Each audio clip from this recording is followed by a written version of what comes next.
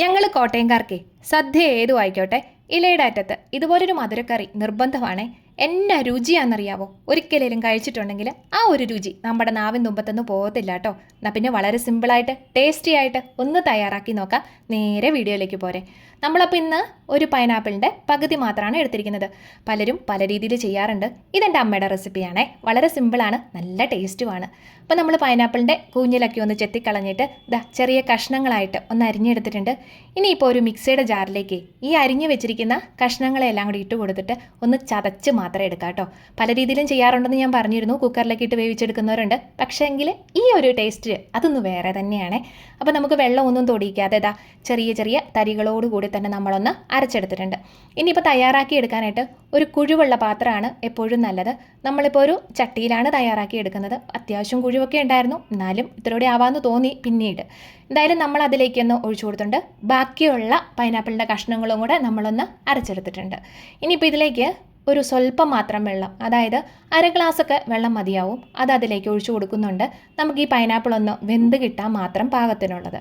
പിന്നെ ആ വെള്ളമൊക്കെ ഒഴിച്ചിട്ട് ഒന്ന് ഇളക്കിയും കൂടെ കൊടുക്കാവേ. പിന്നെ ഇത്തിരി ചേരുവകളൊക്കെ ചേർത്ത് കൊടുക്കാനുണ്ട്. ഒരു സ്വല്പം മഞ്ഞൾപ്പൊടി, അതൊരു കളറിന് വേണ്ടിയിട്ട് ചേർത്ത് കൊടുക്കുന്നു. അതുപോലെ തന്നെ ഒരു അര ടീസ്പൂൺ മാത്രം കാശ്മീരി മുളക് പൊടി. ഒരുപാട് എരിവ് കൂടി പോകാൻ പാടില്ല, അതുകൊണ്ടാണ് കാശ്മീരി മുളക് പൊടി ചേർത്ത് കൊടുത്തിരിക്കുന്നത്. പിന്നെ വേണ്ടത് മധുരം ബാലൻസ് ചെയ്യാനുള്ള ഒരു സ്വല്പം മാത്രം ഉപ്പും കൂടി ഇട്ടിട്ട് ആ കട്ടകളൊന്നുമില്ലാതെ നന്നായിട്ടൊന്ന് ഇളക്കി മിക്സ് ചെയ്ത് യോജിപ്പിച്ചെടുക്കാവേ. അപ്പോൾ വീഡിയോ കണ്ടുകൊണ്ടിരിക്കുന്ന സമയത്ത് സബ്സ്ക്രൈബ് ചെയ്യാതെ കാണുന്നവരാണെന്നുണ്ടെങ്കിൽ ഒന്ന് സബ്സ്ക്രൈബ് ചെയ്ത് സപ്പോർട്ട് ചെയ്യണം. ആ ബെല്ലൈക്കൺ ഒന്ന് ഓൺ ചെയ്ത് വെക്കണം കേട്ടോ. അപ്പോൾ ഇനി എന്തായാലും നമ്മൾ സ്റ്റൗവിലേക്കൊക്കെ വെച്ച് കൊടുത്തിട്ടുണ്ട്. അതൊന്ന് വെന്ത് റെഡിയായി കിട്ടട്ടെ. ഒരു സമയം എന്ന് പറയുന്നത് 10 to 15 മിനിറ്റോളം തന്നെ വെന്ത് നല്ല രീതിയിൽ പാകത്തിന് കിട്ടണം. ഇടയ്ക്കിടയ്ക്ക് ഇതുപോലൊന്ന് ഇളക്കി കൊടുക്കാനായിട്ട് മറക്കരുത്.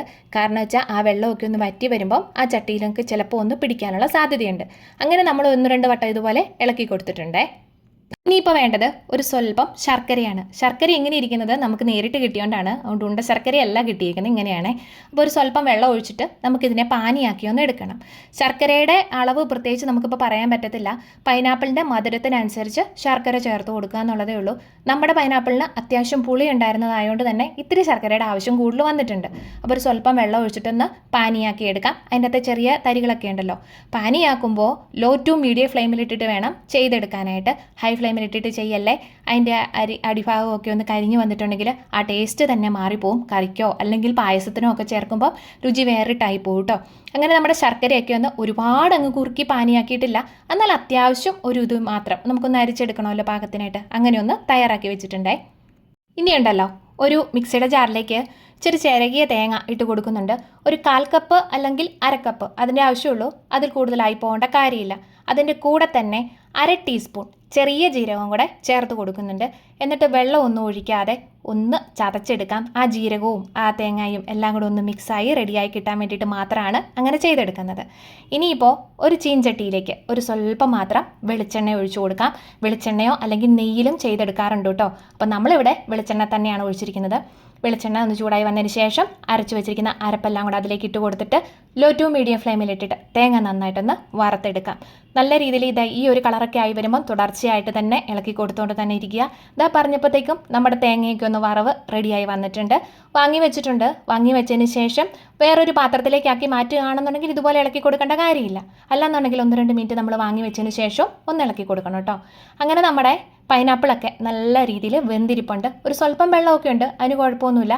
എന്നാലും വെള്ളമൊക്കെ അത്യാവശ്യം ഒന്ന് കുറുകി നന്നായിട്ട് വെന്ത് പാകമായിട്ടിരിപ്പുണ്ട്. അപ്പോൾ ഒത്തിരി ഇനി ഉടച്ചു കൊടുക്കേണ്ട കാര്യമൊന്നുമില്ലായേ. അതിലേക്കുണ്ടല്ലോ നമ്മൾ പാനിയാക്കി വെച്ചിരിക്കുന്ന ശർക്കരയും കൂടെ ഒഴിച്ചു കൊടുക്കുന്നുണ്ട്.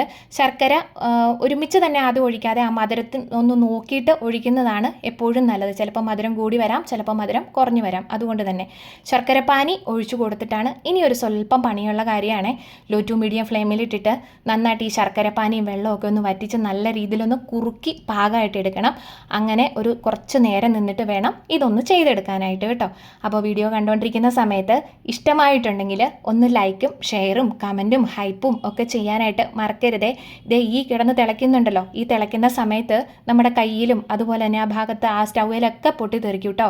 അതുകൊണ്ട് തന്നെ ഒന്ന് ശ്രദ്ധിക്കുക. അറിയില്ലാത്തവരാണെന്നുണ്ടെങ്കിൽ നമ്മൾ ചക്കയൊക്കെ വരട്ടി എടുക്കുമ്പോഴൊക്കെ ഇതുപോലെ തെറിക്കാറില്ലേ, അങ്ങനെ. അപ്പോൾ നമ്മുടെ പൈനാപ്പിളൊക്കെ ഏകദേശം വെള്ളമൊക്കെ ഒന്ന് വറ്റി കുറുകി പരുവായിട്ട് വരുന്നുണ്ട്. ആ ഒരു സമയത്ത് നമ്മൾ വറുത്ത് മാറ്റി വെച്ചിരിക്കുന്ന തേങ്ങയുടെ മിക്സ് ഉണ്ടല്ലോ, അതെല്ലാം കൂടെ അതിലേക്ക് ചേർത്ത് കൊടുക്കാം.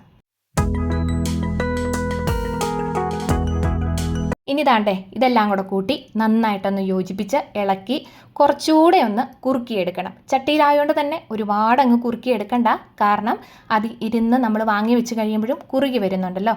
എന്തായാലും ഈ തേങ്ങയുടെ മിക്സ് എല്ലാം കൂടെ അതിനകത്തൊന്ന് പിടിച്ചു വരത്തക്ക വിധത്തിൽ നന്നായിട്ടൊന്ന് കുറുക്കിയെടുക്കാനായിട്ട് ശ്രദ്ധിക്കുക.